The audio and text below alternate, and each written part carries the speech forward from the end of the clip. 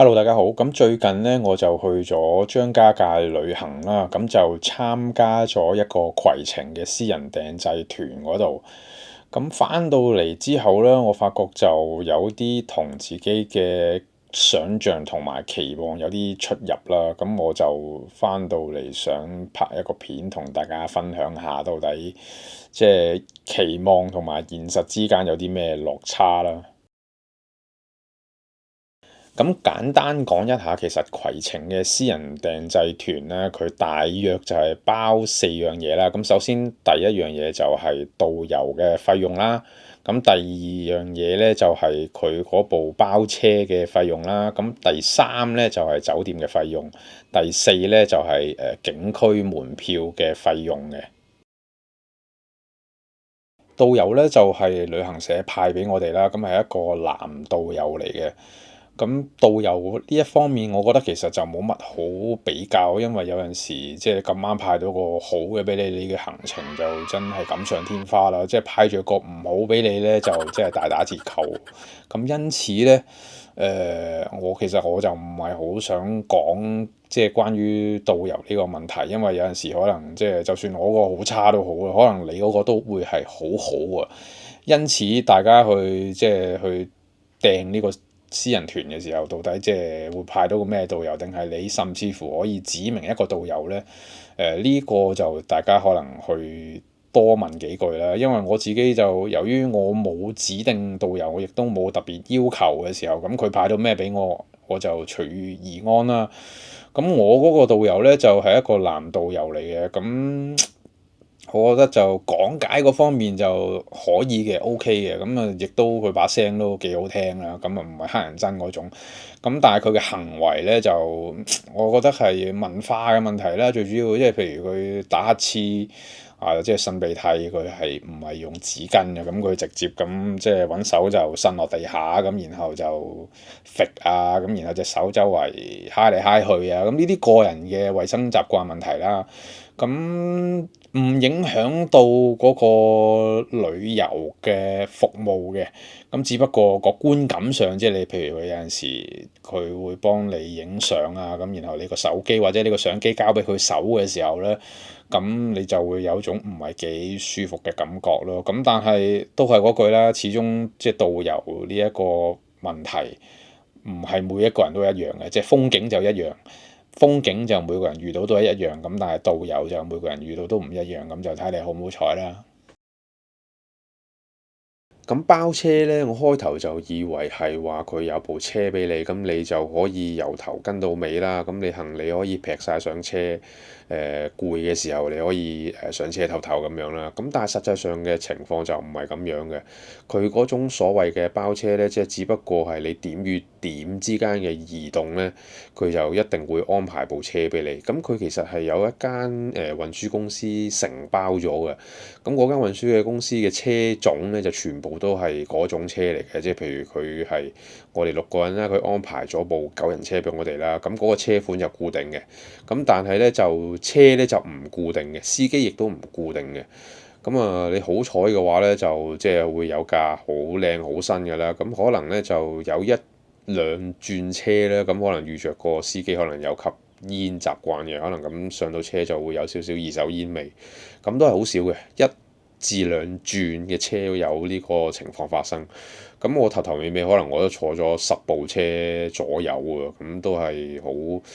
好少嘅車程，咁同埋即係個車程短嘅車程嚟嘅。咁如果當然啦，你撞啱長車程，部車又車況唔理想，咁就唔好彩一啲啦。咁但係今次我就冇遇到呢啲情況嘅，整體都係非常之滿意個用車嘅，即係只不過同我嘅幻想有啲唔同。咁但係咧就其實譬如話天門山同埋張家界森林公園咧玩一日嘅，咁佢部車車到你門口咁，然後就你入到園區裏邊，其實園區咧就全部都係坐園區裏邊提供嘅接駁車嘅，咁所以嗰部包車咧其實就你都唔會話好長時間用得到啦。咁佢只要係可能去芙蓉鎮、芙蓉鎮去鳳凰古城呢兩程車叫比較長啲之外咧，其他嗰啲都係好短，幾分鐘、十零分鐘至到1個鐘左右嘅坐車嘅時間嘅啫。酒店嘅安排嗰方面咧，其實一開始去同嗰個攜程嘅銷售代理傾嘅時候咧，咁佢哋都會問我哋想要啲咩級數嘅酒店啦。咁我哋都係同佢講四星以上啦，即係因為我睇咗張家界嗰邊，即係四星以上嘅酒店，其實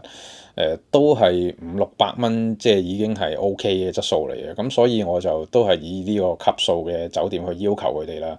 咁佢哋旅行社會有一啲有關係嘅酒店咧，就會推介俾我哋嘅。咁當然啦，作為一個消費者，當然我哋要去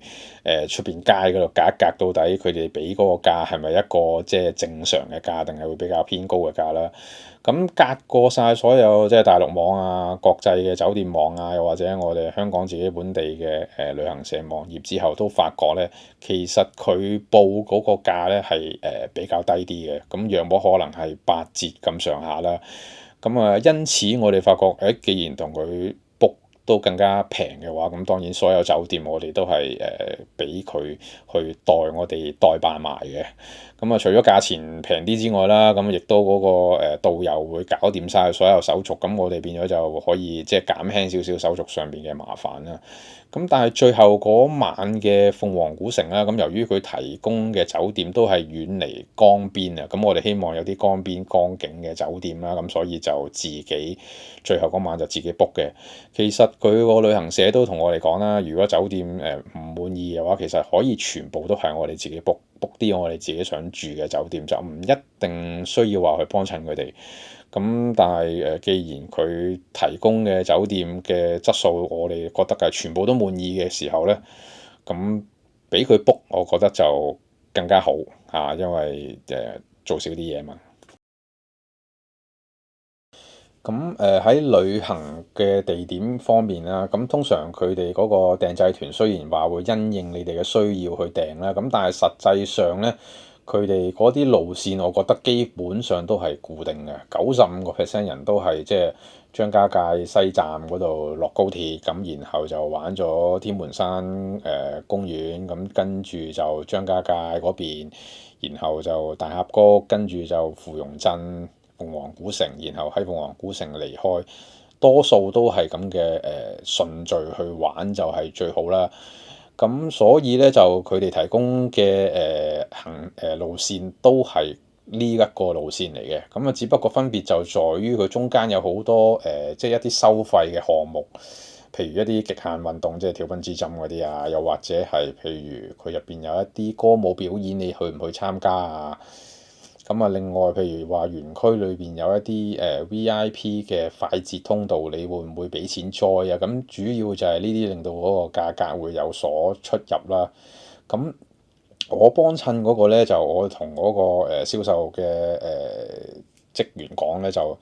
我哋只係需要最基本嘅門票嘅啫。咁啊，所有嗰啲表演項目啊，又或者VIP 通道嗰啲咧，就冚唪唥去到現場就根據自己需要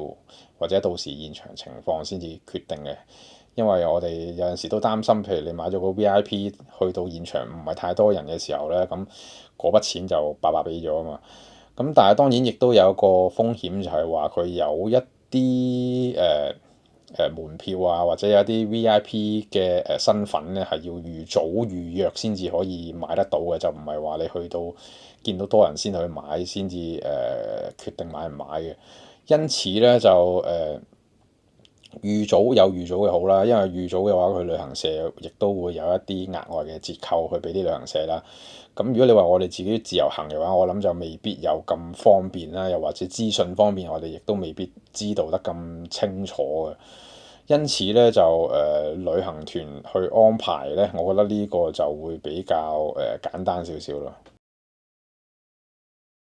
咁去張家界嘅交通啦，就係喺西九搭高鐵去張家界啦。其實佢嗰個時間係非常之好嘅，就係朝頭早一早開車過去，然後去到張家界大約晏晝3點鐘度，走嘅時間亦都係3點鐘，咁翻到香港咧就係夜晚9點咁上下時間啦。咁但係問題就係佢每一日就係一班去同埋一班翻嚟。如果你買得到飛，當然係最好啦。但係如果好似我去嘅時候咧，係復活節假期第一日同埋復活節假期嘅最後一日，咁結果咧嗰啲車飛咧就非常之緊張啦。我買去嘅時候咧，我原本就諗住買二等座2+2咁樣嘅座位編排啦，咁但係第一次去買飛嘅時候買唔到，咁啊第二轉再去撳嘅時候咧就撳佢電腦編配啦，咁啊已經二等座喺第二轉嘅時候就已經賣晒，咁啊剩翻一等座。最終咧，我係去到第三轉撳飛嘅時候咧，先至買到一等座。咁啊，原本700幾蚊嘅車票咧，就變成為1200幾。咁喺個預算上邊就真係有少少無啦啦俾多咗成3000蚊、3000幾蚊出嚟，咁都幾係嘢㗎。咁啊，另外翻嚟嘅時候就直頭仲更加大鑊啊！因為翻嚟嘅時候咧，我哋喺鳳凰古城走啦，唔係喺總站上車啦。咁基本上嚟講，總站咧就已經上滿晒翻香港嘅人啦。咁你去到鳳凰古城嘅時候咧，就真係一票難求。結果咧，原本諗住可以3點幾走啦，仲有大半日嘅時間可以喺鳳凰古城嗰度玩啦。但係最後我哋就要搭朝頭早一早7點鐘嘅車，係翻去深圳北嗰度，咁然之後先可以轉車翻嚟香港。咁呢一個高鐵啦，其實真係即係叫做成也高鐵，敗也高鐵啦。如果你搭到高鐵就好，你搭唔到高鐵咧，就嗰個交通上面就幾麻煩啦。因為如果你要去第二度轉嚟轉去，咁你就損失咗唔少嘅時間，咁啊亦都影響咗嗰個行程嘅安排。咁其實成個6日5夜嘅行程裏邊咧，我哋大約使咗3萬蚊港幣左右啦。咁啊，最主要就係話交通上邊啦，因為有一啲意外嘅情況，令到交通費嗰度即係高鐵嗰度啦多咗一筆錢啦。咁另外就係其實喺當地旅行社嗰度啦，就算我哋加埋一啲 VIP 嘅通道嘅消費，咁其實攜程嗰張單約莫都係15,000蚊左右啦。咁再加埋當地食飯啊，或者買紀念品啊，其實嗰啲都係好有限錢，因為當地食嘢方面咧都係比較偏辣嘅餸菜啦。咁又唔係話食啲咩海鮮啊、鮑參翅肚嗰啲嘢，一餐咧平均嚟計，我諗300蚊左右咧就已經6個人啊，即係2個小朋友再加4個成年人，咁就已經300蚊就已經夠食㗎啦。咁所以如果喺個交通嘅支出上面，譬如可以即係搭到二等座嘅車票啊，咁相對嚟講係會平啲嘅。咁但係平極啦，我諗即係正常價啦，包團正常價，我諗每位大約都係3000蚊起步啦。所以咧就比起我諗你比起去日本嘅話，可能即係機票都買唔到一張。咁我阿爸差唔多80歲啦，咁佢坐電動輪椅啦。咁開頭喺諮詢期間嘅時候都問過嘅嗰個即係 sales 咧，即係睇下嗰個輪椅可唔可以喺嗰度行啦。咁當然啦，佢梗係話，有啲可能有少少樓梯咁樣啦。但係實際上去到現場環境咧，有輪椅係真係比較麻煩啲嘅。咁譬如首先我哋去咗天門山公園先啦。天門山公園嗰度咧，其實唔俾佢架電動輪椅上去嘅，直頭佢要喺佢下邊同佢租一架普通手推嘅輪椅。咁如果係咁咧，即係我開頭都諗住揾架輕便可以上飛機10kg 嗰啲輕便輪椅去車我阿爸嘅。咁但係我阿爸又希望即係電動輪椅佢自己可以自己照顧自己，咁啊多啲彈性嘅時候咧，反而去到嗰度就變成麻鬼煩啦。架車又要擺低，咁啊另外自己又要租佢架爛鬼輪椅，鬼死咁大架。因此咧，輪椅其實要喺張家界旅遊，我覺得都唔係話十分之方便啊。咁譬如話啲芙蓉鎮啊、鳳凰古城嗰啲人更加唔好講啦，即係好多路都行唔到嘅。就算喺鳳凰古城，好似有啲叫做平坦啲嘅路啦，即係只不過係條路係平，咁但係嗰個路面嘅狀況都係麻麻地，好容易就會攝碌啊咁樣。咁就算一啲路邊嘅位置啦，咁可能佢有啲斜路係貨輪椅嘅，咁但係嗰個闊度啊，又或者係各樣嘅安排，可能嗰度突然之間會泊咗部私家車喺嗰度，即係整體嚟講，我覺得嗰個社會嘅氛圍似乎都唔係話咁即係咁容易俾你通行輪椅呢一種嘅工具。咁而且我亦都真係喺當地啦，張家界當地，其實我就冇見過有人用電動輪椅嘅。咁我諗係因為香港嘅情況，即係呢啲即係比較設計得好啲、國際化、都市化得好啲嘅地方，先至比較適合輪椅出遊咯。咁張家界呢個地方到底值唔值得去呢？我覺得就絕對值得去嘅，即係張家界嘅風光啊，即係好靚、好震撼。喺我去過不多嘅旅遊地點嚟講呢，我覺得張家界即係啲風光係最好嘅。咁如果你話純粹從嗰個風景啊各方面嚟講咧，我覺得就即係包括埋芙蓉鎮啊，包括埋鳳凰古城，我都想再去嘅。咁但係唯一令我卻步嘅地方咧，就係喺大陸旅遊嘅人實在係真係太多，特別係呢啲即係知名嘅景點啦。我以為自己喺復活節假，即係一個非國內假期嘅時間去咧，就已經會係比較少人啲。咁但係現實嘅情況就係喺張家界國家森林公園景區裏邊，每一日都有2萬至3萬人喺裏邊嗰度移動緊啊！咁變咗好多交通工具咧，就你要排隊要等。咁當然啦，你話你全部買 VIP 打尖。可以嘅，你可以減散咗一啲排隊嘅時間。咁但係去到啲景點嗰度啦，咁你可能影下埋個欄杆嗰度影張相，咁啊側邊嗰啲遊客就已經對你嗰個位就虎視眈眈，所以即係嗰種感覺就係好似喺度講鴨仔咁樣咯，就享受唔到嗰個環境俾你嘅嗰份寧靜啦。嚇，俾你嗰份嘅氣勢，你就完全係 feel 唔到嘅。你只係覺得周圍都好嘈，周圍都好似街市咁樣。咁然後咧就最攞命嘅一個地方，我覺得就係二手煙個問題，係喺中國旅遊每一個地點都冇辦法避免嘅。即係除非你話你淨係去深圳嘅嗰啲商場行啦，如果你稍為去到一啲戶外地方，食煙嗰個情況真係太嚴重啦。譬如